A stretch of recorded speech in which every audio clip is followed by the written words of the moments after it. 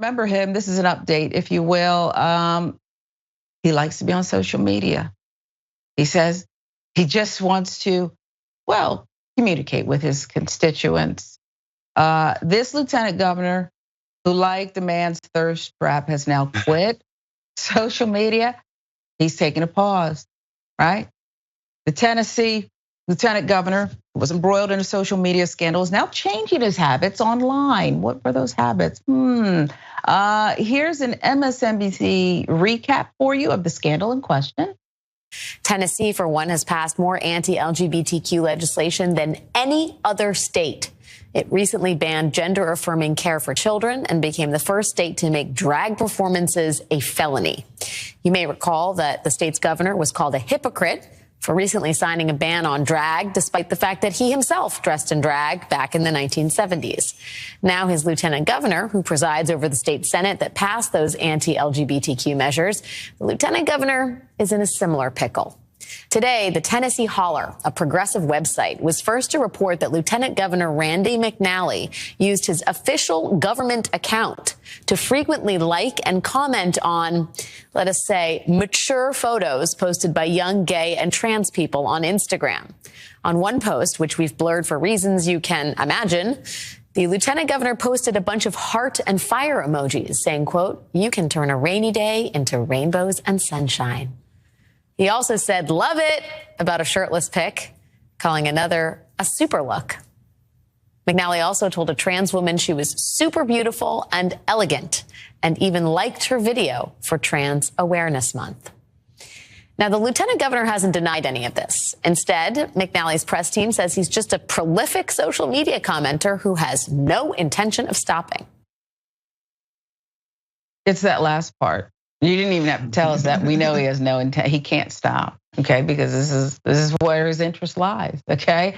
This lieutenant governor, you would say on face value, why is it even a story? He's spreading love and positivity. He's liking people, and that's what life should be about: spreading joy instead of hate. Except for the fact that he's like two people, Jackson. There's two of this guy, all right? He is taking a pause. We should tell you this is a state. You just let me get to the punchline? Lieutenant Governor Randy McNally recently issued a statement in regards to his social media usage. He should never shave the mustache, okay? This whole thing is built for the Daily Show. Never shave it off, okay, Randy? Statement reads, "I've long been active on social media. I made a point to engage with people, not only in posts, not bad, but in comments and messages as well. My comments to Franklin McClure and others, which have recently drawn so much attention, are no different." He would go on to say, "Well, I see now that I should have been more careful about how my comments and activity rather would be perceived. My intent was always engagement and encouragement. I apologize for any embarrassment my postings have caused my family, friends, and colleagues. For this reason, I will be pausing my social media activity in order to reflect and receive more guidance on the use of social media." Who's going to guide him? He would go on to defend himself from those who claim he's anti-gay. "While I've made some mistakes in my use of social media, the characterization of me and my record as somehow anti-gay is inaccurate. On a personal level, nothing could be further from the truth. I believe every person has value and deserves respect regardless of their orientation. I am 79 years old and was raised at a time when homosexuality was deeply shameful. And I absolutely still hold traditional Tennessee values dear, but I now have friends and even a relative who is gay." Oh. In regards to his record, right? While he affirmed his support for the state's bill restricting drag performances and said he supports traditional marriage, he noted that he spoke out against a bill to permit taxpayer-funded child welfare agencies from refusing to work with same-sex prospective parents. The bill was eventually signed by the governor in January 2020. I guess my first question to you, Jackson, is, and I know And there's nothing wrong with the chuckles because this is like Fantasy Island here. Stop it. It's fine. Stop it, Lieutenant Governor. Don't shave your mustache. Be you. But my question is this, Jackson. Do you feel sorry for him? And I don't know what this sign language is. Is that sorry? Do I feel warmth? Do I feel warmth in my heart for him? Something.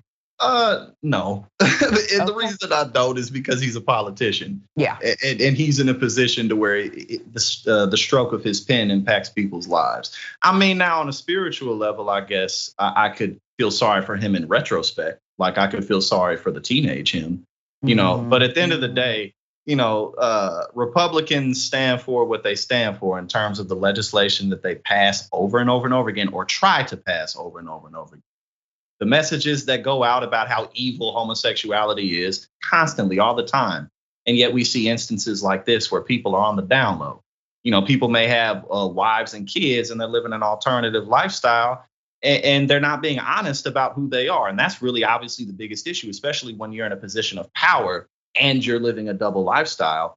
It's like you're really just shooting yourself. You really just have hatred for yourself. You're fighting against yourself because it's like, okay, you can get off of Twitter, but you're still going to have the same urges. You're still going to be sexually attracted to what you're sexually attracted to. And there's nothing wrong with that. But obviously, since he's pushing 80, he's set in his ways and in terms of what people might think about him and what have you. But the cat's out of the bag now. You know what I'm saying? And they will turn it back now. So you might as well stay out. But I agree with you. He's 79 years old.